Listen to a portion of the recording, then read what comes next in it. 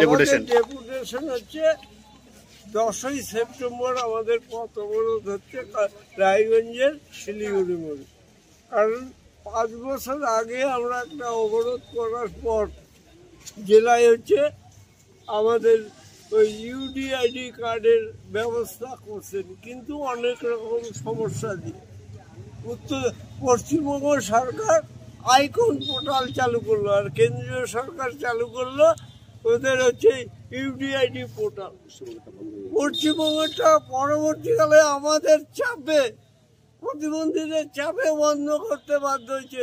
এক কার্ড এক দেশ, এক কার্ড এক দেশ হিসেবে আমাদের কার্ড চালু হয়েছে।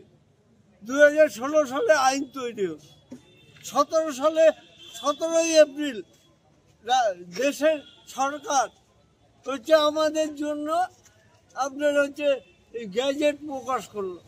18 সালে প্রত্যেকটা রাজ্যে ওই গ্যাজেট পাওয়ার সাথে সাথে প্রতিবন্ধীদের জন্য বিভিন্ন রাজ্যে বিভিন্ন রকম ভাতা চালু হলো। আমাদের রাজ্যে 1000 টাকা মাত্র ভাতা। আচ্ছা বলুন তো, 2011 সালে একটা মুখ্যমন্ত্রী ছিল, সেই মুখ্যমন্ত্রী 7540 টাকা ভাতা পেত। আর বর্তমান মুখ্যমন্ত্রীর বেতন কত জানেন? 1,70,000 টাকা। আর প্রতিবন্ধীদের ভাতা কত? 1000 টাকা।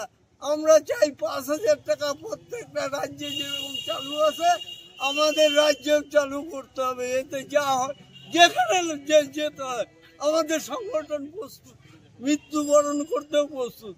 গুলি না চালালে আমরা শিলিগুড়ি মোড় পথ অবরোধ উঠবো না, এটা কর্মসূচি আমাদের আছে। আমাদের ভাতা ওই ঘোষণা করবে, তারপর আমরা উঠবো।